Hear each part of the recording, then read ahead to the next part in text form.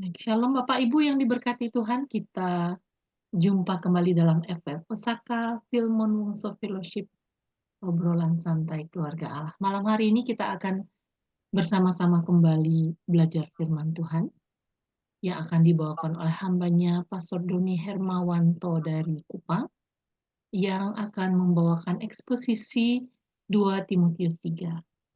Untuk hambanya Pastor Doni Hermawanto, waktu kami serahkan, silakan. Iya, terima kasih Ibu Ayu. Shalom, selamat malam. Salam. Ya, puji Tuhan kita kembali di dalam pertemuan persekutuan kita malam hari ini. Biarlah Allah selalu menolong kita, memberkati kita, menuntun dengan rahmat-Nya yang ajaib, sehingga kita masih sehat, kuat, dengan kondisi sampai malam hari ini. Dan pada malam hari ini kita akan belajar di dalam apa ini? Di dalam tema yang diberikan kepada saya, yaitu eksposisi 2 Timotius pasal yang ketiga, yaitu di situ terdapat ada 17 ayat, ya. Dan kita nanti akan melihat ada beberapa tema sebetulnya di dalam apa ini, di dalam 2 Timotius pasal yang ketiga ini. Dan nanti kita akan belajar bersama-sama, kita akan melihat ini ayat per ayat. Kita mulai di dalam 2 Timotius pasal yang ketiga ayat yang pertama. Akan saya bacakan demikian firman Tuhan. Ketahuilah bahwa pada hari-hari terakhir akan datang masa yang sukar. Saya ulangi kembali. Ketahuilah pada hari-hari terakhir akan datang masa yang sukar. Sebelum tadi kita masuk di dalam perenungan firman Tuhan, tadi ada YouTube yang mengisikan tentang lagu, dikatakan, ku tetap setia mau melayani Tuhan. Ya, dikatakan tetap setia mau melayani Tuhan. Bapak kasih Tuhan, kita sering sekali sebagai hamba Tuhan, kita sebagai pendeta, gembala, di dalam bergereja kita selalu menginginkan bahwa setiap jemaat itu mau bergabung di dalam setiap pelayanan. Dan kita selalu kadang-kadang memberikan suatu seperti iming-iming lah untuk kita mau ngajak mereka untuk melayani. Tetapi yang menjadi persoalan adalah ketika di masa-masa yang sulit, di masa-masa yang sukar, dengan kondisi pelayanan yang sangat sulit dan sangat sukar itu, dengan banyak masalah, banyak tantangan, banyak rintangan, dan mereka tahu tentang itu semuanya, siapakah yang mau melayani, ikut melayani bersama-sama. Hal ini juga sebetulnya sama yang dialami oleh Rasul Paulus. Dan kita ketahui bahwa Paulus banyak sekali menulis surat-suratnya lebih banyak kepada jemaat secara global. Tetapi kalau kita boleh melihat di dalam tulisannya secara pribadi, yaitu kita boleh melihat yaitu kepada Timotius dan salah satunya ada juga kepada Titus dan Filemon. Tetapi kalau kita boleh melihat secara gambaran banyaknya yang ditulis itu yaitu berbicara ketika Paulus menulis surat kepada Timotius. Dan kita ketahui bahwa seperti tadi ungkapan awal, tetap setia mau melayani Tuhan.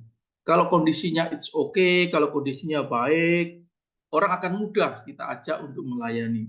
Tetapi bagaimana ketika orang tahu bahwa pelayanan kita, kondisi kita yang sulit sekali dan penuh banyak tantangan, banyak rintangan, yang artinya semua orang tahu kondisinya itu, bagaimana kita mau mengajak orang? Pasti kebanyakan orang tidak mau. Hal ini juga sama sebetulnya kenapa Paulus menulis suratnya yang kedua kepada Timotius. Ya, makanya diawali di dalam pasal yang ketiga ini dan nanti kita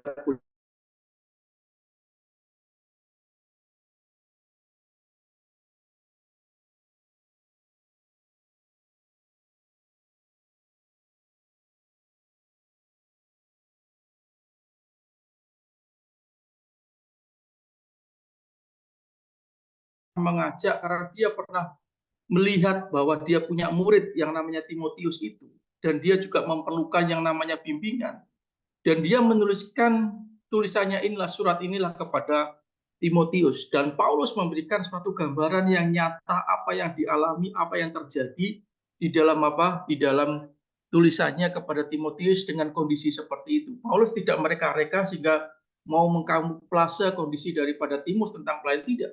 Tetapi Paulus benar-benar memberikan fakta nyata bagaimana kondisi yang dihadapi dan bagaimana yang akan terjadi di dalam kehidupan Timotius ketika dia melayani.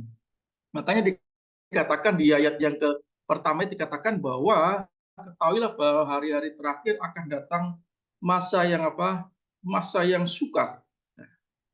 Bapak kasih Tuhan, masa akhir ya. Kadang-kadang kita salah melihat persepsi tentang akhir zaman, tentang apalagi ini tidak. Hari-hari terakhir ini menunjukkan, mengidentifikasikan bahwa Paulus di dalam kehidupannya juga mendekati masa akhir hidupnya, akan menghabiskan dalam api pelayanannya. Begitu juga dia juga memberikan nasihat kepada Timotius bahwa akhir di dalam pelayanan juga itu sangat berat sekali yang dialami dialami oleh Timotius nantinya. Bahkan kalau kita boleh melihat, dikatakan di sini bahwa kata terakhir di sini sama kita boleh melihat di dalam Yoel juga bahwa masa-masa terakhir nanti akan pencurahan Roh Kudus. Tetapi yang menjadi penting adalah hari terakhir akan datang masa yang sukar, ya. Akan datang masa yang sukar. Dan ternyata apa yang dituliskan tentang kata yang sukar ini tidak segampang, tidak semudah yang kita bayangkan. Sukar seperti apa sih? Ternyata dikatakan di sini menggunakan kata kalepos, ya, yang artinya itu secara harfiah itu sukar, berat. Tetapi berat sukarnya ini mengandung dua hal, yaitu kesakitan secara fisik dan kesakitan secara mental, ya. Atau bisa dikatakan kita menghadapi orang yang ganas, orang yang berbahaya, penuh dengan apa? Dengan ancaman. Itulah yang dipakai kata sukar di situ. Tetapi hal ini juga kita boleh tegaskan kembali, kata yang sukar ini digambarkan juga ketika Yesus di dalam pelayanannya. Kita lihat di dalam Matius pasal yang ke-8 ayat yang ke-28, ya, di dalam Matius pasal yang ke-8 ayat 28, di situ juga menggunakan kata kalepos, ya. Kata ini juga digambarkan, digunakan ketika orang-orang itu menghadapi orang dirasa, orang yang kerasukan apa? Kerasukan setan, ya. Dikatakan melihat kondisi seperti itulah. Jadi kata yang sukar ini itu betul-betul real. Kesukaran yang sungguh luar biasa, kesukaran yang dahsyat yang dialami oleh Paulus, dan itu juga nanti juga akan dialami oleh Timotius. Karena kita tahu Paulus sebagai seorang guru, sebagai seorang mentor, dan dia punya murid yang namanya Timotius, dan dia bersama-sama, tetapi kondisinya sekarang itu terpisah. Paulus ada di dalam penjara, dan sekarang Timotius berhadapan dengan jemaat yang dilayani di dalam satu kota. Tetapi dia memberikan nasihat, inilah yang nanti kamu akan hadapi. Ini secara real. Dan kita boleh lihat di dalam ayat yang kedua, di situ Paulus merincikan satu persatu. Dikatakan pertama, dikatakan apa? Manusia akan apa? Mencintai dirinya. Ya. Dikatakan manusia akan mencintai dirinya. Ada rasa egoisme yang tinggi sekali. Dan menjadi apa? Hamba uang. Mereka akan membual. Dikatakan lagi, mereka akan menyombongkan diri. Mereka akan menjadi pemfitnah. Mereka akan berontak terhadap orang tua. Dan tidak tahu berterima kasih. Tidak memperdulikan apa? Agama. Di ayat ketiga, tidak tahu mengasihi, tidak tahu mau berdamai. Suka menjelekkan orang, tidak dapat mengekang diri. Garang, tidak suka yang baik. Bahkan dikatakan di ayat yang keempat, suka mengkhianat, tidak berpikir panjang, berlagak tahu, lebih menuruti hawa nafsu daripada menuruti Allah. Secara lahiriah mereka menjalankan ibadah mereka, tetapi hakikatnya mereka mengingkari kekuatannya. Jauhilah mereka. Nah, penjelasan di dalam ayat yang kedua sampai secara ayat yang kelima ini, itulah kondisi real jemaat, orang-orang yang dihadapi ketika Paulus pelayanan, dan nanti juga dan sekarang juga dihadapi oleh apa? Oleh Timotius. Ini suatu tantangan yang sangat berat sekali. Ketika Timotius harus mengembalakan, ketika Timotius harus melayani di daerah, di kondisi jemaat orang-orang di sekelilingnya seperti itu. Tetapi inilah sesungguhnya menjadi tantangan utama di dalam apa? Di dalam kehidupan daripada Rasul Paulus memberikan nasihat kepada Timotius. Bukan seolah-olah Rasul Paulus itu memberikan menakut-nakuti atau memberikan menjelaskan supaya Rasul Timotius ini takut, tidak, tetapi ini memberikan secara real, memberikan secara data real, itulah yang dihadapi. Tetapi fungsinya untuk apalah? Karena Paulus tahu kondisi bagaimana karakteristik, bagaimana kemampuan, bagaimana kondisi kehidupan daripada Timotius dengan kondisi tantangan yang begitu berat. Tetapi Paulus memberikan suatu wejangan, memberikan suatu arahan, sehingga dia tahu fokusnya itu kemana, nanti ketika kamu pelayanan itu berhadapan dengan siapa, dan nanti bersikap seperti apa. Itulah yang Paulus berikan kepada kepada Timotius. Nah, kadang-kadang di dalam dunia modern sekarang ini, ketika kita mengajak orang untuk melayani, siapa yang berani memberikan tantangannya? Siapa yang memberanikan kesulitannya? Pasti tidak akan mau. Banyak kita tawari, ayo kita melayani nanti seperti ini, seperti ini. Kita selalu berbicara masalah positifnya, tetapi tidak selalu mengerti tantangan yang dihadapinya.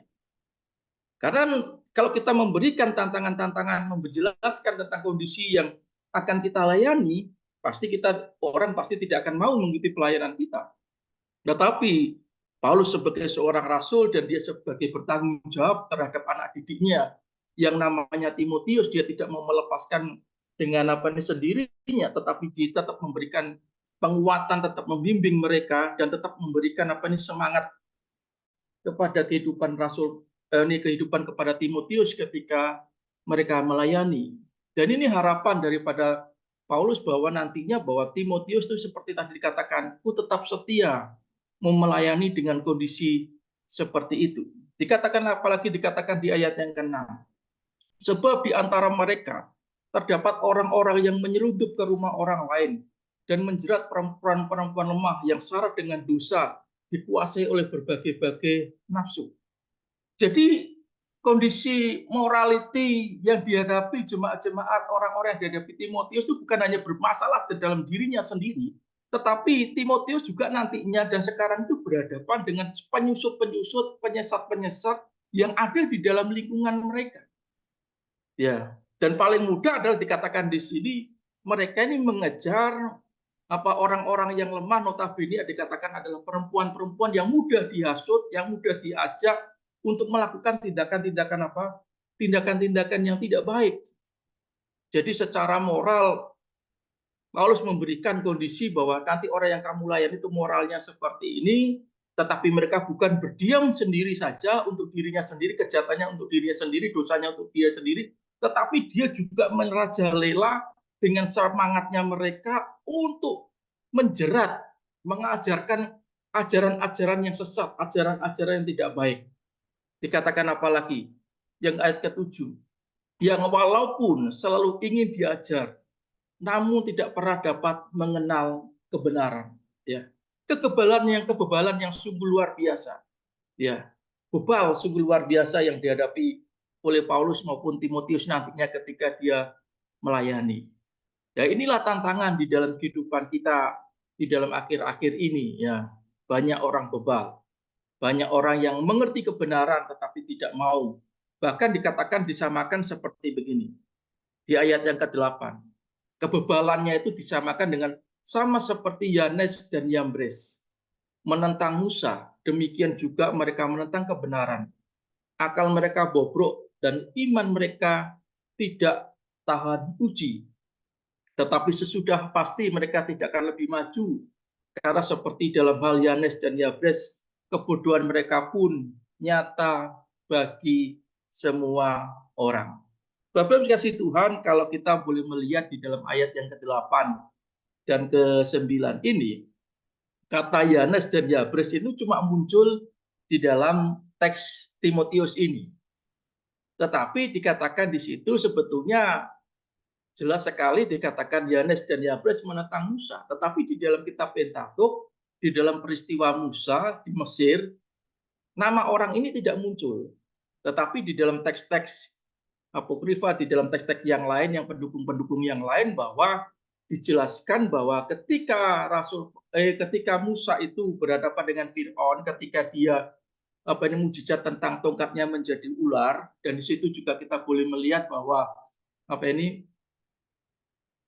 Firaun juga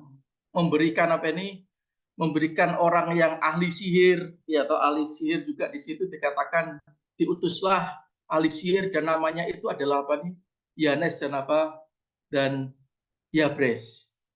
Dan di sini jelas sekali bahwa mereka itu adalah orang-orang ahli sihir, tetapi dikatakan mereka mengerti, tetapi mereka tetap ngotot, dan akhirnya mereka akan akhirnya kalah, Yanes dan Yabres ini. Nah, begitu juga dari hal ini kita boleh melihat, Bapak Ibu kasih Tuhan, bahwa ketika kita membaca Alkitab, ketika kita merenungkan Alkitab, ada banyak data-data yang bisa kita ambil dari tulisan di luar daripada Alkitab sebagai pendukung. Ya, Alkitab memang sebagai firman Allah, tetapi untuk memperjelas, untuk memperkaya wawasan pemahaman kita tentang Alkitab, kita juga boleh menggunakan tulisan-tulisan yang lain yang untuk lebih memperjelas, sama seperti peristiwa di dalam di dalam teks yang ini, yaitu tentang peristiwa Yanes dan Yabres. Tidak ada di dalam kitab Keluaran, tetapi di kitab di kitab yang lain itu ada. Ya, dikatakan di situ dikatakan bahwa Yanes dan Yabres muncul di situ. Nah, di sini kita boleh melihat tadi dikatakan kebebalan mereka tentang kebenaran orang-orang yang tidak mau diajar. Itu digambarkan seperti dari Yanes dan Yabres ini. Bahkan peristiwa penyesatan Yanes dan Yabres ini, kebebalan ini begitu panjangnya sampai di peristiwa di peristiwa, bukan hanya di peristiwa ini saja, di dalam Musa saja, tetapi generasi selanjutnya penyesatan ini juga sering muncul sekali di dalam di dalam kebenaran pada waktu itu. Nah, disinilah kita boleh melihat di dalam teks, di dalam 2 Timotius pasal yang ketiga, ayat yang pertama sampai yang ke-9 ini, kita boleh belajar bahwa itulah kondisi real yang dialami oleh Timotius ketika dia melayani. Bapak Ibu kasih Tuhan, ya, setiap kita pelayanan, kita memiliki tantangan masing-masing. Kita punya tantangan dengan berbagai macam jemaat. Tetapi apakah kita mau undur diri, apakah kita mau lari meninggalkan panggilan kita, kan tidak mungkin. Sama seperti ketika saya kuliah, ya, ketika saya kuliah S1 di Surabaya, angkatan saya itu yang untuk S1 itu sekitar 15 saja. 15, laki-lakinya itu sekitar 9, perempuannya itu sekitar ya ada 5. Berjalan di tahun-tahun 98. Tetapi ketika menginjak di tahun 2000-an, ya, itu kan mulai banyak gereja-gereja mega church muncul, kehidupan hamba-hamba Tuhan seperti itu. Tahu-tahu langsung kampus kami mendapat mahasiswa hampir sekitar 30 atau 40. Ya. Dan ternyata ketika kita boleh melihat, ketika kita boleh tanya satu persatu, ada beberapa kita tanya kepada adik-adik kelas, kenapa kamu mau jadi hamba Tuhan? So, saya bikin terkenal karena kehidupan hamba Tuhan itu enak begini-beginilah. Inilah yang menjadi permasalahan di dalam di dalam kehidupan kita, di dalam bergereja sampai hari ini. Begitu juga kadang-kadang ketika kita mengajak orang bergereja, ya, pengennya kita selalu memberikan tanda kutip membujuk untuk sesuatu yang baik. Tapi kadang-kadang realnya tidak seperti itu, sehingga mungkin nantinya banyak orang kecewa kepada Tuhan, banyak orang kecewa kepada hamba Tuhan, banyak orang kecewa kepada kepada gereja. Tetapi di dalam 2 Timotius pasal yang ketiga ini, Paulus benar-benar menjelaskan real kepada siapa? Kepada Timotius kondisinya. Dan itu untuk meyakinkan, dan itu untuk mempersiapkan diri Timotius ketika dia menghadapi itu. Sama seperti daripada dia blank sama sekali di dalam pelayanannya, tetapi itulah yang kita boleh melihat. Bagaimana Paulus memberikan gambaran secara nyata kepada orang-orang yang nanti yang dialami oleh Timotius, sama seperti ketika Paulus melayani. Kita menginjak di dalam ayat yang ke-10, dikatakan dengan judul iman tumbuh dalam penganiayaan dalam pembacaan kitab suci. Ya, ini menarik. Dikatakan, tetapi engkau telah mengikuti ajaranku. Ya. Paulus, saya katakan orang Paulus adalah orang yang sungguh luar biasa. Ya, di dalam Tesalonika dia juga memberikan harus mengikuti teladanku. Dikatakan di sini, tetapi engkau telah mengikuti. Ya. Dikatakan di sini kata mengikuti. Ya.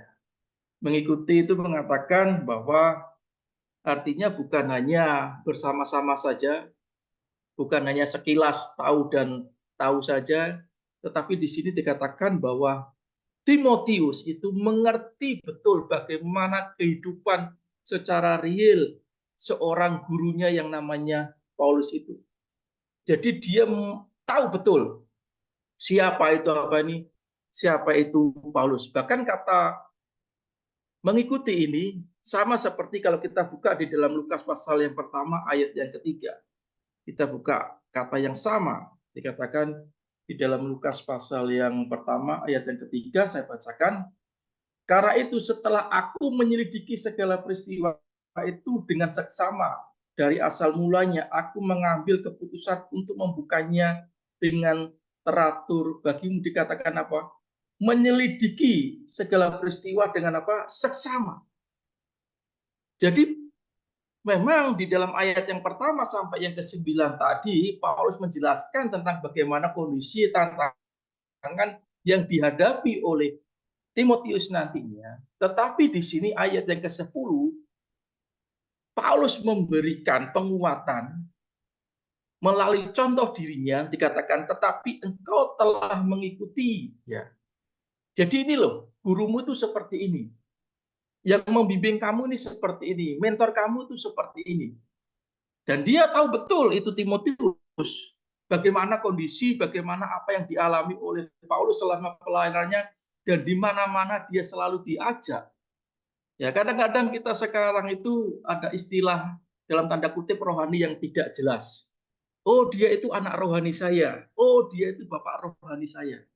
Yang dimaksud itu seperti apa? Bapak dan anak rohani ini. Tidak segampang yang kita anggap, kita cetuskan tadi. Tetapi ketika kita boleh melihat dikatakan anak rohani atau bapak rohani, yang dikatakan real itu adalah relasinya antara Timotius dengan Paulus ini. Benar-benar Paulus adalah sebagai seorang bapak rohani dan Timotius adalah seorang anak rohani. Karena dia bersama-sama terus, sama seperti ketika Tuhan Yesus dengan para murid-muridnya, mereka bersama-sama terus.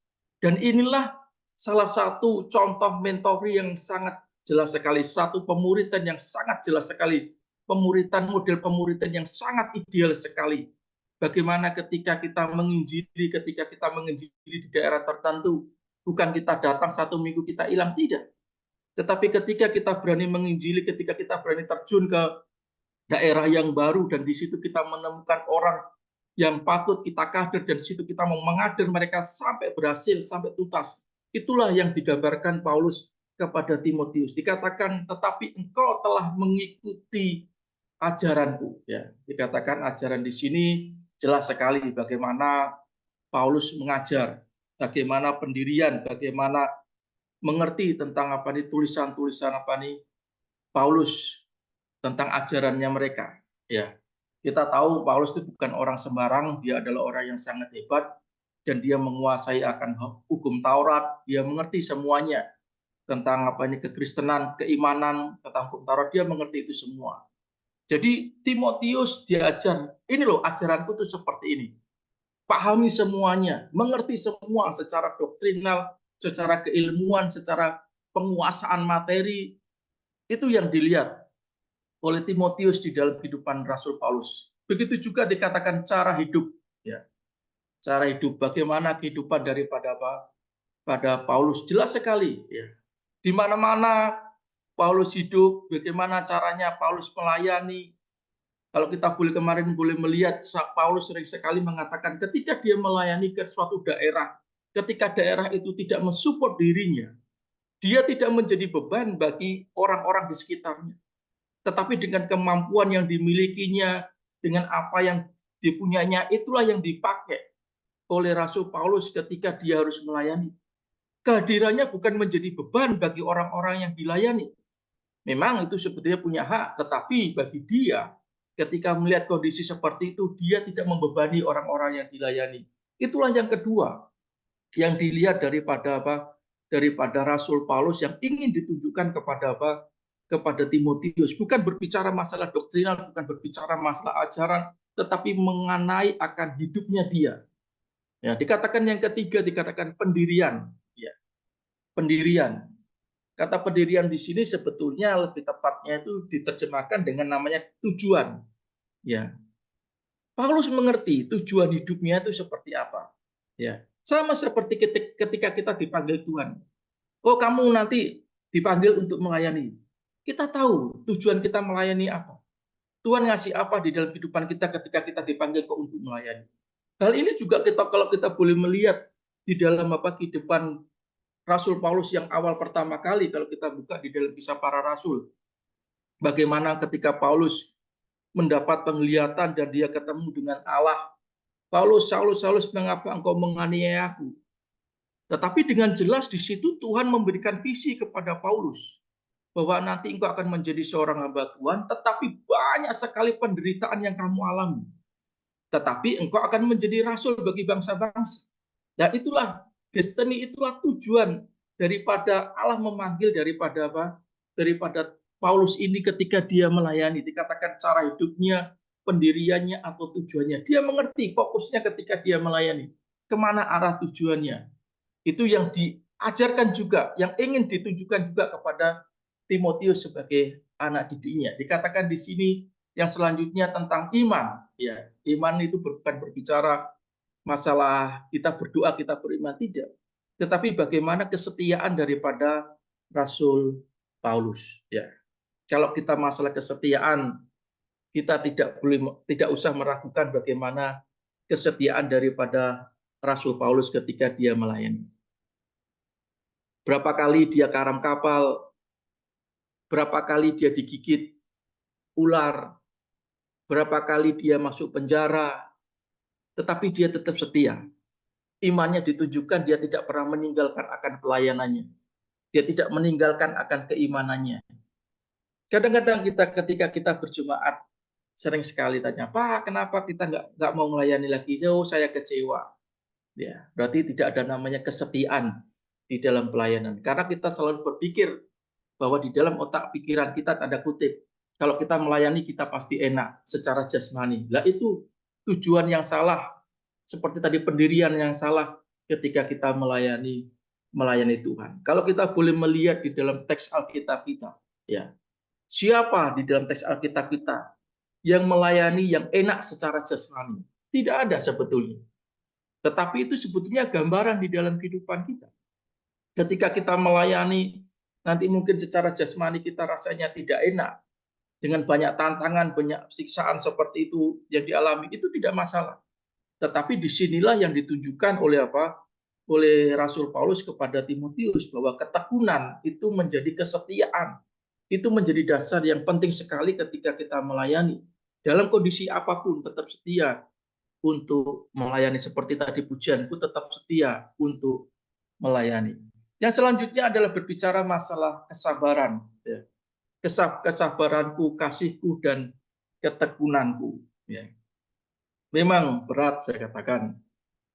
Menjadi seorang leader, menjadi seorang gembala, menjadi seorang pemimpin di dalam apa ini, di dalam memimpin orang, ya, memimpin jemaat, memimpin komunitas, itu sangat sulit sekali. Ya. Kesabaran, kasih, dikatakan lagi tentang ketekunan kembali, ya.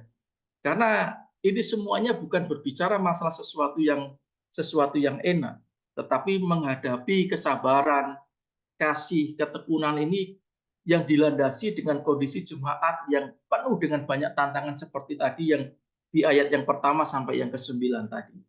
Ya, tetapi Paulus tetap bagaimanapun dia tetap setia melayani di kota-kota, di Korintus, di Galatia, di Efesus, di Filipi, dengan bermodel-model permasalahan, dengan bermodel-model tantangan pada waktu itu, tetapi dia tetap sabar.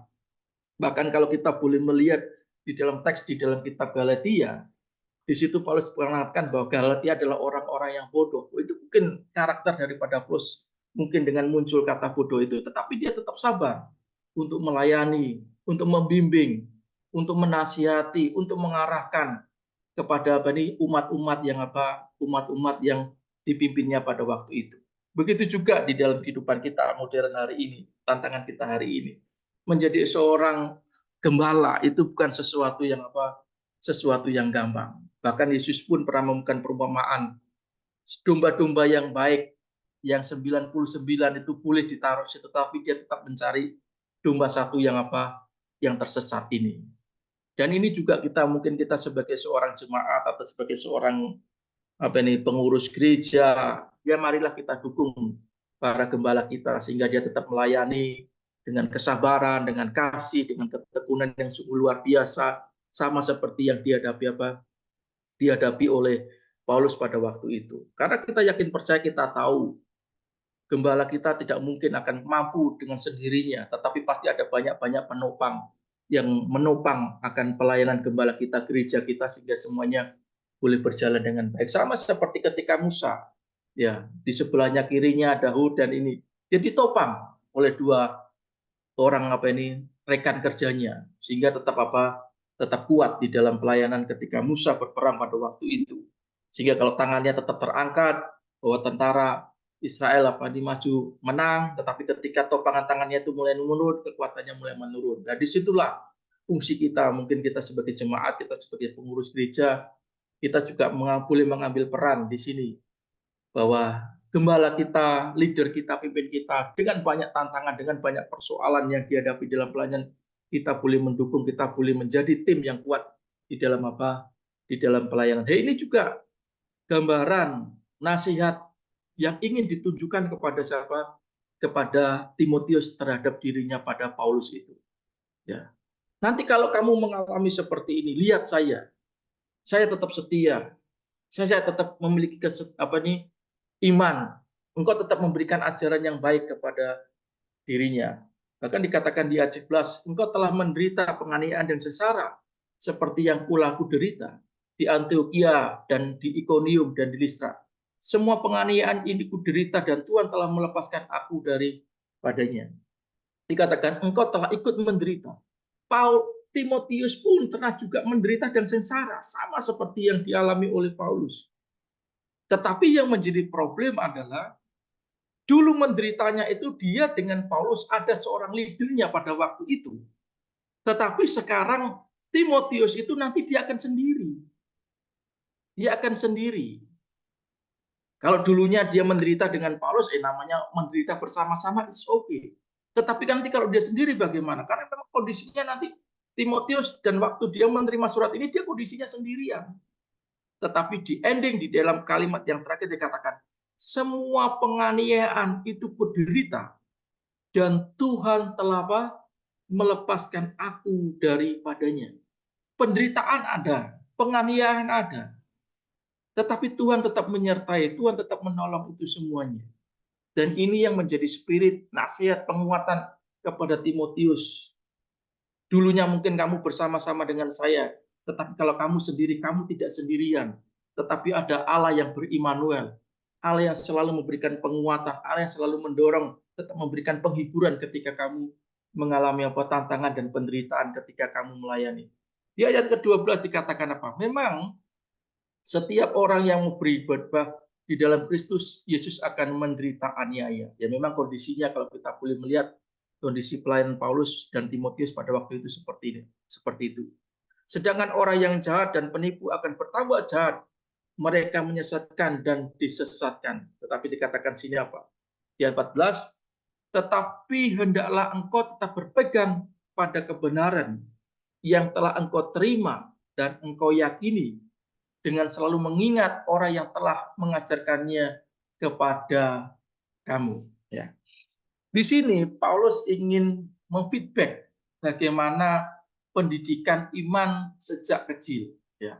Dikatakan, tetapi hendaklah engkau tetap berpegang pada kebenaran yang telah engkau terima dan engkau yakini dengan selalu mengingat orang yang telah mengajarkannya kepada kamu. Dikatakan yang ke-15, ingatlah juga bahwa dari kecil engkau sudah mengenal yang namanya kitab suci yang dapat memberikan hikmat kepadamu dan menuntun engkau kepada keselamatan oleh iman kepada Yesus Kristus. Bapak kasih Tuhan, kalau kita boleh melihat secara sangat sederhana, ya, keimanan daripada Timotius itu dimulai dari Louis dan Eunice. Ya, kita mengingat bahwa orang tua daripada Timotius itu adalah dia punya ibu adalah apa ini orang Yahudi, tetapi papanya dia adalah campuran Yunani Romawi. Ya. Jadi kalau kita boleh melihat secara keimanan, secara pendidikan, secara kebenaran itu sudah bertolak belakang. Tetapi dikatakan kalau kita boleh melihat bahwa Timotius itu dididik oleh neneknya maupun ibunya. Dan kalau memang saya katakan Paulus itu Timotius itu dididik oleh neneknya dengan ibunya dalam tradisi Yahudi, saya katakan hal ini sama sebetulnya. Sama seperti Paulus. Paulus juga memiliki pemahaman hukum Taurat yang kuat. Karena orang-orang Yahudi ketika dia menjalankan akan tradisi Yahudinya, keagamaan Yahudinya dengan kuat, pasti dia sudah mengenal yang namanya kitab suci, hukum Taurat itu dengan apa? Dengan baik. Bahkan kalau kita boleh melihat mereka hari yang ke-8 sudah disunatkan, mereka menjadi murid-murid, bahkan sama seperti Yesus ketika dia umur 12 tahun dia sudah di bait Allah. Nah, inilah yang ingin kembali direview di dalam apa nih? Di dalam kehidupan daripada Timotius. Jadi kamu tidak perlu khawatir, kamu tidak perlu takut lagi berbicara masalah kebenaran, berbicara masalah keyakinan imanmu, bahwa karena kamu itu sudah memiliki fondasi yang sangat kuat sekali. Memiliki fondasi keimanan, pengajaran, pengenalan akan hukum Taurat, pengenalan akan keselamatan, itu sudah kamu terima sejak apa? Sejak dini. Nah, ini juga menjadi penting di dalam kehidupan kita bergereja hari ini, ya. Kalau kita aplikasikan di dalam bergereja hari ini, pendidikan anak usia dini, ya, sekolah minggu, itu menjadi penting di dalam apa nih? Di dalam kehidupan bergereja hari ini. Apalagi dengan tantangan, dengan apa nih? Dengan segala problematika di dalam dunia modern hari-hari ini, tantangannya begitu berat. Tetapi di sini gereja juga harus memiliki peran yang sangat penting sekali bagaimana boleh mendidik, boleh mengarahkan, boleh membimbing untuk anak-anak apa nih sekolah minggu, biarlah mereka sudah dari kecil sudah boleh mengenal akan apa? Akan imannya. Tetapi yang menjadi penting juga bahwa hal masalah keimanan itu bukan tanggung jawab gereja sepenuhnya, tetapi orang tua juga memiliki peran yang sangat penting sekali. Jadi kadang-kadang kalau kita berbicara masalah orang tua ketika kita memiliki anak, bahwa kalau mereka sudah ikut sekolah minggu, ya cukup masalah keimanan tidak, tetapi sebagai orang tua juga harus bagaimana bisa mendidik, bisa bagaimana mengenalkan tentang keimanan, tentang ketuhanannya, sejak dini di dalam kehidupan keluarga. Hal ini juga sama seperti kalau kita baca di dalam apa ini di dalam kitab Ulangan. Di dalam Ulangan pasal yang ke-6 itu kita boleh melihat di situ bagaimana tentang apa nih? Tentang Shema Israel. Dikatakan di situ bagaimana setiap kita boleh apa nih? Coba kita buka di dalam Ulangan pasal yang ke-6. Ya. Ulangan pasal yang ke-6 ayat yang ke-4. Dikatakan apa? Ulangan pasal yang ke-6 ayat ke-4, dengarkanlah hai orang Israel, Tuhan itu Allah kita, Tuhan itu Esa.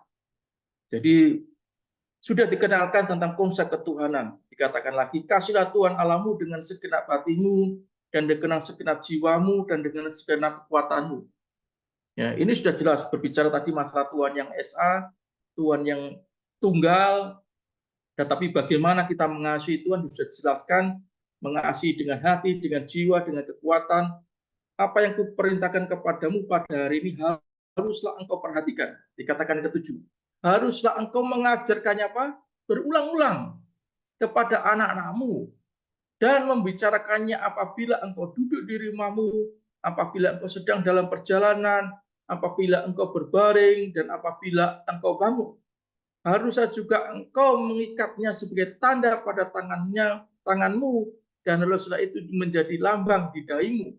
Dan haruslah engkau menuliskannya pada tiang pintu rumahmu dan pada gerbang pintu gerbangmu. Kalau hal ini memang saya katakan dilakukan dan terjadi di dalam kehidupan Timotius sejak dini, sejak kecil, pasti secara keimanannya dia, secara keyakinannya dia, apa yang dipikirkan oleh Paulus dengan kondisi tantangan seperti itu, dan bagaimana dia boleh melihat pribadi Paulus yang notabene dengan tantangan apapun, dengan kondisi apapun, tetap setia mau melayani Tuhan. Timotius pasti akan kuat. Timotius pasti akan apa? Akan mampu. Untuk itu makanya tadi di dalam ayat yang pertama sampai yang ke-9, dia menjelaskan, Paulus menjelaskan, ini loh kondisi daripada apa? Daripada jemaat yang nanti kamu layani. Tantangan seperti itu yang nanti kamu akan hadapi. Tetapi di ayat ke-10, 11, Timotius, kamu melihat saya, lihat pribadi saya yang kamu bersama-sama dengan saya. Penguatan itu ada. Penguatan itu ada di dalam apa? Di dalam kehidupan daripada Paulus yang ditujukan kepada Timotius. Tetapi di ayat yang ke-15, tetapi ayat 14-15 ini, dia mengelitik di dalam hati nurani daripada Timotius. Bahwa sejak kecil engkau sudah mengenal kitab suci. Engkau sudah mengenal yang namanya kebenaran. Engkau sudah memberikan hikmat di dalam dirimu. Dan berkatakan apa? Menuntut engkau kepada keselamatan oleh iman kepada Yesus Kristus. Saya kembali lagi di dalam aplikasi kita, di dalam tantangan modern hari ini. Gereja mau tidak mau harus bisa bagaimana berperan penting di dalam apa? Pendidikan anak usia dini. Atau dikatakan dalam gereja kita sering menggunakan kata istilah apa? Sekolah minggu. Nah, disitulah sebetulnya peran gereja.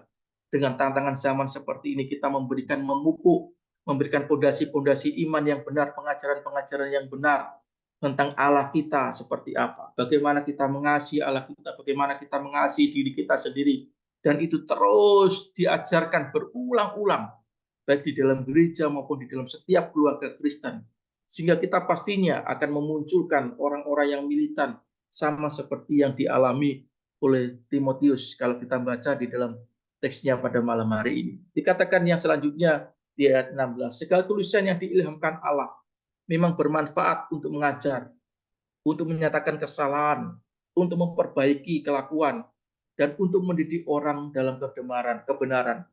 Dengan demikian, tiap manusia kepunyaan Allah diperlengkapi untuk setiap perbuatan yang baik. Bapak Ibu kasih Tuhan, di dalam 2 Timotius pasal yang ketiga ini, kalau kita boleh melihat garis lurusnya itu seperti begini. Tantangan di dalam pelayanan itu ada. Permasalahan di dalam pelayanan itu ada. Sama seperti begini. Sama seperti ketika kapal itu keluar dari pelabuhan. Ya. Semua nakoda pasti ingin berharap bahwa nanti kondisi lautnya itu baik, tenang, dan boleh berjalan dengan apa nih? Dengan baik di dalam perjalanan pelayarannya itu. Tetapi apakah bisa diprediksi hal itu terjadi? Ya. Tetapi yang kita boleh melihat adalah ketika kapal itu sudah berani keluar dari dermaga, nantinya ketika dia ada namanya angin kencang, ada badai, ada apapun itu, mau tidak mau kapal itu tetap harus berlayar dan sampai ke tujuannya nanti. Begitu juga di dalam kehidupan kita. Ketika kita memberanikan diri kita melayani, kita ambil bagian di dalam pelayanan kita sama seperti yang digambarkan oleh Paulus. kepada Timotius ketika kita dipanggil Tuhan untuk melayani. Kita selalu berpikir, oh semuanya nanti akan baik. Kita berharap itu semuanya. Tetapi ketika itu terjadi, sesuatu yang tidak mengenakan, tantangan yang sangat sukar, tadi dikatakan hari-hari terakhir itu sukar dengan seperti itu. Apakah kita berhenti? Apakah kita undur? Kalau kapal itu berhenti dan akhirnya mesinnya mati, dia pasti tenggelam. Tetapi di sini Paulus memberikan solusi. Ya, meskipun ada tantangan, ada badai, Paulus memberikan solusi kepada Timotius. Bagaimana dia mengikuti teladan daripada Paulus. Bagaimana dia memberikan pengajaran yang baik kepada Timotius. Bahkan dia mengingatkan kembali bahwa engkau Timotius, kamu tuh dari kecil sudah mengenal Tuhan. Secara langsung bahwa pimpinan Tuhan, penyertaan Tuhan, pengenalanmu kepada Tuhan sejak dini, itu menjadi dasar, menjadi fondasi kamu untuk kamu tetap kuat di dalam apa? Di dalam pelayanan. Nah, inilah sebetulnya kekuatan di dalam kehidupan kita ketika kita berani memberikan apa diri kita untuk melayani. Ya. Seperti tadi kita tetap melayani, kita tetap setia. Bapak sekalian Tuhan, biarlah perenungan kita pada malam hari ini, kita boleh melihat gambaran yang sangat jelas sekali. Kalau kita boleh nanti lihat di dalam pasal yang keempat, Paulus itu menjelaskan bagaimana tentang akhir daripada kehidupannya mendekati ajal ya. Tetapi kita semuanya, kita mungkin sebagai hari ini sebagai seorang gembala, sebagai seorang pendeta jemaat, marilah kita mau mengambil pribadi daripada seorang Rasul Paulus yang boleh mengajar, yang boleh membimbing, yang boleh mementor akan orang-orang di sekeliling kita, yang nantinya boleh menjadi orang-orang yang kuat seperti apa? Seperti Timotius. Begitu juga mungkin kita sebagai seorang jemaat atau seorang pengurus gereja, ya mau tidak mau ketika kita bergabung di dalam gereja, kita punya tugas juga yang sama, bagaimana kita mensupport gembala kita, mensupport pendeta-pendeta kita, sehingga semuanya boleh berjalan dengan baik. Dia tidak akan mampu sendiri.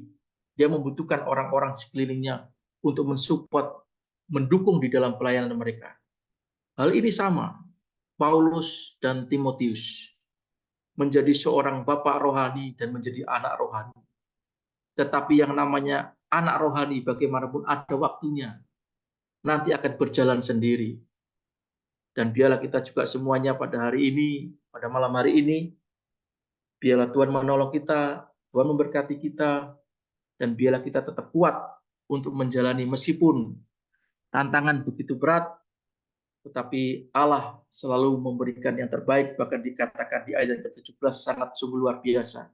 Dengan demikian, tiap-tiap orang manusia kepunyaan Allah, kita ini kepunyaan Allah, dikatakan apa? Diperlengkapi untuk setiap perbuatan yang baik.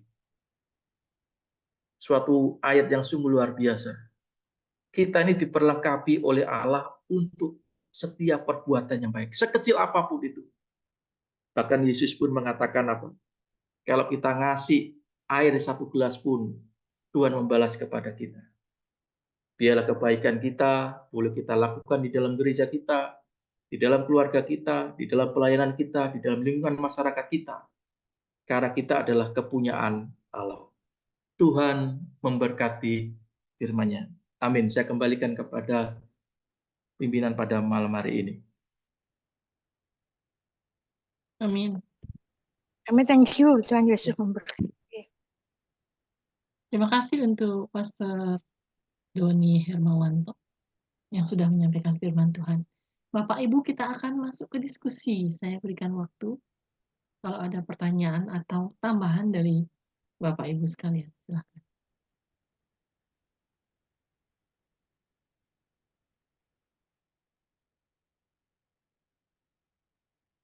Mohon Pastor Doni untuk tutup dulu dalam doa. Nanti kita akan diskusi.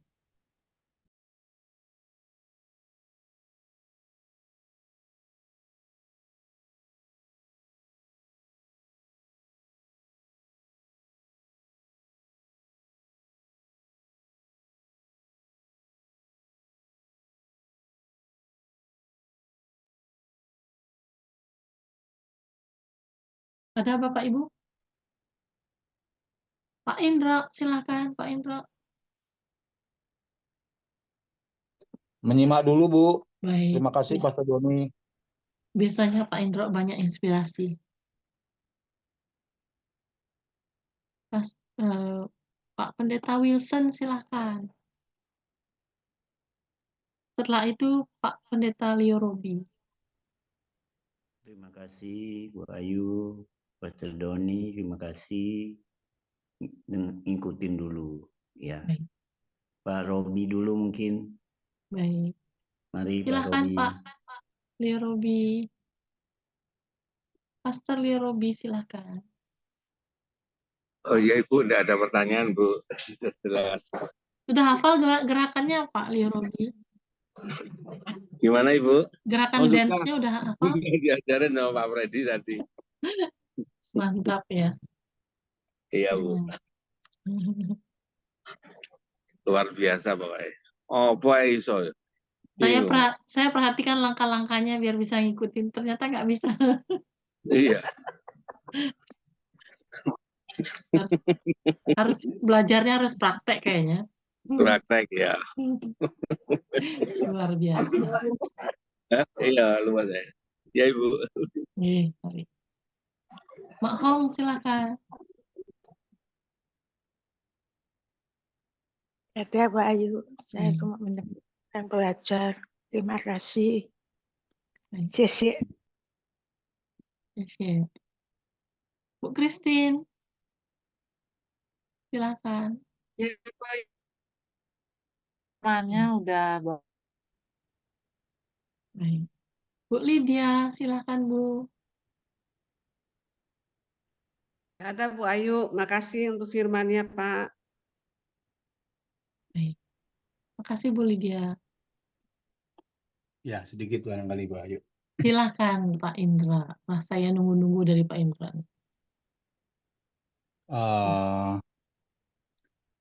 Saya ringkesnya saja karena tadi Pastor Doni sedang menyampaikan, saya sambil ketik-ketik.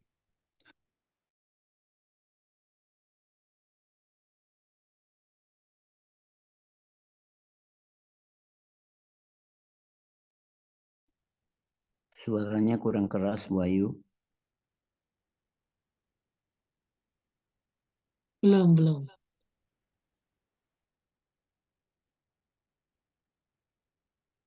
Gurunya gitu ya, Rasul Paulus gitu. Itu yang boleh saya tangkap tuh kan. Terus kalau ya yang sedikit saya pahami, saya kaitkan dengan firman Tuhan yang tidak tahukah kamu bahwa kamu adalah bait Allah. Sehingga saya sedang belajar untuk menjalani bahwa hari Minggu kita ini ke gereja, tetapi hari Senin sampai Sabtu kita ini menjadi gereja gitu. Jadi mungkin ya Pastor Doni, mungkin ini pemahaman saya. Dengan firman Tuhan yang menyatakan bahwa tidak tahukah kamu di bait Allah, itu menunjukkan bahwa Tuhan ada di dalam kita dan menjadi mentor bagi kita di dalam setiap kehidupan kita begitu. Apakah itu sama dengan seperti yang dirasakan Rasul Paulus pada zaman itu gitu? Apakah firman yang bahwa tidak tahukah bait Allah ini itu yang dipahami Rasul Paulus di dalam dia itu mementori si Timotius ini gitu. Barangkali itu sih Bu Ayu, apakah itu penggambaran kalau sekarang ini Rasul Paulus sudah tidak ada, tetapi firman Tuhan menggaransi bahwa Tuhan yang ada di dalam kita ini akan memberikan mentor, memberikan pendampingan, pemahaman kepada kita di dalam setiap kehidupan kita, baik dalam pelayanan di gereja pada hari Minggu maupun pada saat kita ini sedang melayani orang-orang di sekitar kita hari Senin sampai hari Sabtu. Kira-kira apakah korelasinya seperti itu, Pastor Doni? Terima kasih.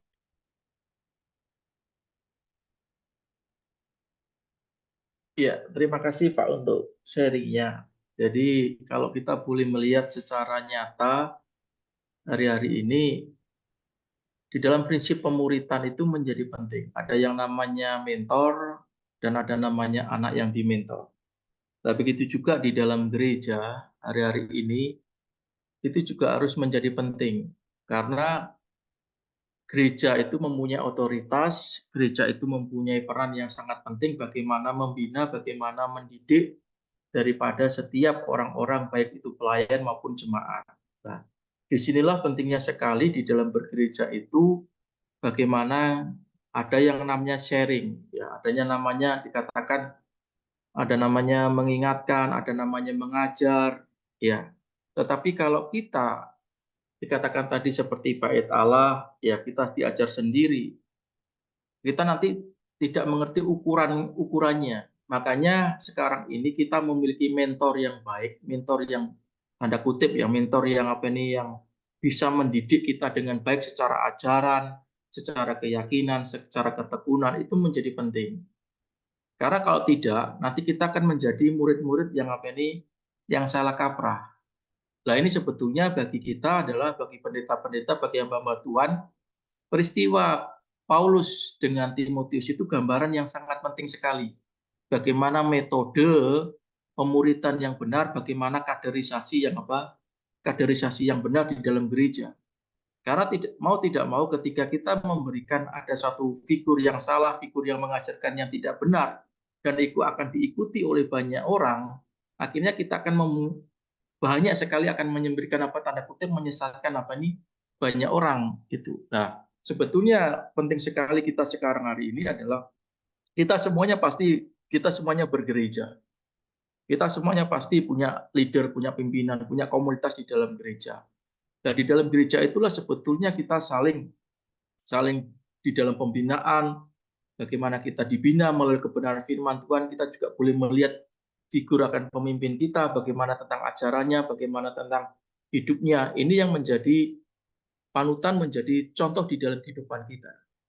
Dan kalau kita memang diajar sendiri secara apa dikatakan tanda kutip bahwa kita tidak pakai mentor, saya katakan itu tidak tidak ideal karena bagaimanapun bagaimana kita memperoleh pengajaran itu dengan dengan baik dan benar sesuai dengan kebenaran firman Tuhan. Memang saya katakan kalau kita boleh melihat di zaman modern ini, saya katakan sulit sekali kita menemukan figur seperti Paulus dengan dengan Timotius. Tetapi prinsipnya adalah sistemnya, metodenya, dan caranya inilah yang akan kita pakai, yang kita terapkan di dalam di dalam kehidupan bergereja, di dalam mentoring, bagaimana pembinaan kepada jemaat-jemaat yang baru untuk menjadi calon seorang leader-leader yang baru itu sama metodenya seperti apa yang dilakukan oleh Paulus kepada Timotius. Itu mungkin sharing dari saya pada malam hari ini untuk memberikan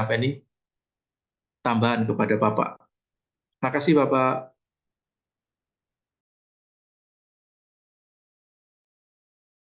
Terima kasih, Pak. Terima kasih, Pastor. Sedikit. Ini kejadiannya 2 hari yang lalu. Saya di Balikpapan dengan teman. Sedang mendiskusikan ini gitu. Jadi makanya ya saya percaya tidak ada namanya kebetulan. Firman hari ini tentang pengajaran contoh yang diberikan Rasul Paulus kepada Timotius. 2 hari lalu itu saya dengan teman makan di warung pecel gitu di Balikpapan sini. Kami berdua sedang menceritakan bahwa kita ini hari Senin. Waktu itu hari Sabtu. Kita ini sebagai bait Allah. Apa yuk yang akan kita lakukan pada hari ini? Ya, kami sedang cerita itu. Tiba-tiba ada seorang ibu, jalannya minta maaf agak kesulitan. Jadi ya artinya beliau disabel. Ya, dia duduk membelakangi kami. Terus kemudian dia pesan makanan. Bajunya sederhana. Ya, kemudian kami diskusi. Teman saya ini bilang, ayo, ibu itu kita bayari. Kita mau mempraktekkan bahwa hari ini ini adalah gereja. Jadi setelah kita cerita seperti itu, kita mau praktek gitu. Nah, ini nggak tahu apakah praktek bareng atau apa gitu. Terus kami makan, ibu itu makan. Tiba-tiba ada orang tua, bapak-bapak, pengemis gitu ya, mendatangi ibu itu. Jadi dia masuk ke warung itu, mendatangi ibu itu, ibu itu langsung menoleh, kemudian dia memanggil tukang warungnya itu,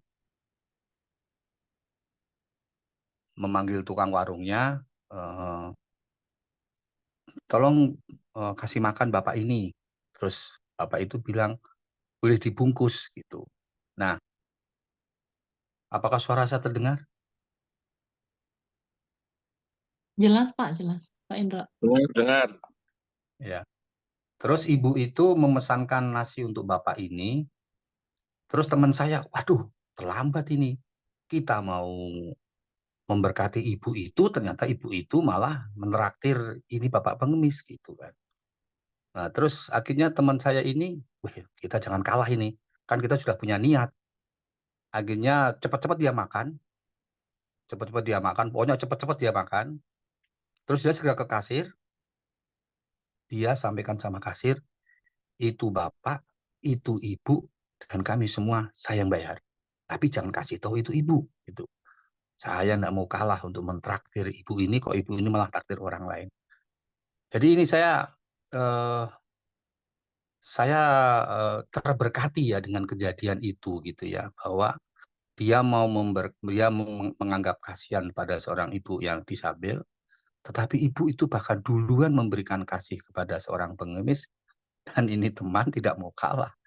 Akhirnya dia traktir itu ibu sama bapak itu, dan akhirnya kami pergi tanpa memberitahu, dan kita pesan sama itu kasir, jangan diberitahu, pokoknya yang penting sudah dibayar. Nah, ini yang gambaran gitu ya, gambaran. Ya terima kasih kalau tadi Pastor Doni menyampaikan ada pengajaran-pengajaran yang harus diikuti di dalam gereja begitu ya. Ya, termasuk kita di sini kan hari ini, malam ini kita sedang bergereja karena kita membicarakan Tuhan dan kita ada hamba Tuhan yang menyampaikan. Tetapi saya boleh menyaksikan kejadian 2 hari yang lalu bahwa mau tidak mau kita yang mengaku kita ini adalah anak Tuhan atau kita ini murid Tuhan Yesus, mau tidak mau kita menjadi gereja di hari Senin sampai hari Sabtu.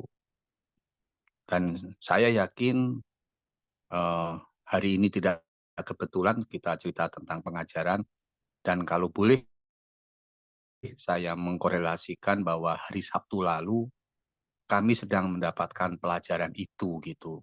Bagaimana kalau kita memang bisa berbuat baik pada seseorang, itu kita bisa-bisa terlambat karena orang lain itu ternyata sudah berbuat baik duluan. Ya, itu kira-kira sharing kesaksian kejadian 2 hari yang lalu. Terima kasih. Terima kasih Pastor Doni, terima kasih Bu Ayu. Terima kasih Pak Indra. Baik Bapak Ibu, kalau tidak ada lagi, terakhir saya kasih kesempatan Pastor Freddy. Silakan Pastor Freddy.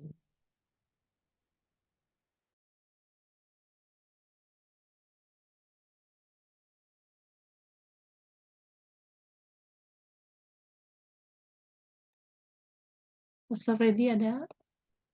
Mungkin lagi ke belakang.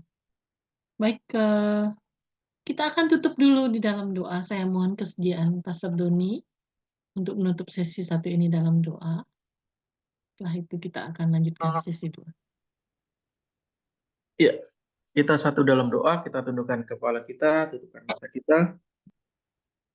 Kami bersyukur Tuhan untuk malam hari ini, oleh karena kemurahan-Mu, oleh karena anugerah-Mu yang Kau limpahkan kepada kami semuanya. Dan kalau kami boleh belajar, kami boleh sharing tentang firman-Mu Tuhan di dalam kehidupan kami, di dalam pelayanan kami, di dalam keluarga kami, di dalam pekerjaan kami, bahkan di dalam kehidupan kami sehari-hari, kami boleh memahami, kami boleh mengerti bahwa banyak tantangan, banyak rintangan, banyak kesulitan yang akan kami hadapi di hari-hari ke depan kami. Tetapi tantangan itu tidak menyurutkan kami, tidak menghilangkan kesetiaan kami untuk kami melayani, untuk mengiringkan Engkau Tuhan. Dan kami memiliki jaminan bahwa Allah Immanuel itu selalu ada di dalam kehidupan kami. Allah yang selalu menyertai itu ada di dalam kehidupan kami. Bahkan keimanan kami, ketekunan kami, bahkan sesuai dengan firman-Mu Tuhan pada malam hari ini, kami adalah anak-anak-Mu yang Kau panggil menjadi alat kesempurnaan-Mu Tuhan untuk menyatakan kebaikan di dalam kehidupan kami Bapa. Untuk kami boleh melakukan perbuatan-perbuatan yang baik untuk mencerminkan akan kemuliaan nama-Mu di dalam kehidupan kami. Kami bersyukur untuk segala sesuatu untuk kami semua yang sudah gabung di dalam Zoom pada malam hari ini. Engkau memberkati akan keluarga kami, memberkati pekerjaan kami, memberkati setiap usaha kami, bahkan pelayanan kami Tuhan. Apa yang kami doakan, apa yang kami imani, apa yang kami harapkan, biarlah Tuhan mendengar dan Tuhan menjawabnya sesuai dengan kehendak dan rencana-Mu Bapa. Inilah syukur kami, inilah doa kami pada malam hari ini. Kami alaskan semuanya hanya di dalam Kristus Yesus. Kami berdoa, haleluya, amin. Amin. Thank you Tuhan Yesus. Amin. Terima kasih. Amin. Terima kasih Pastor Doni untuk Terima pelayanan. kasih. Terima kasih.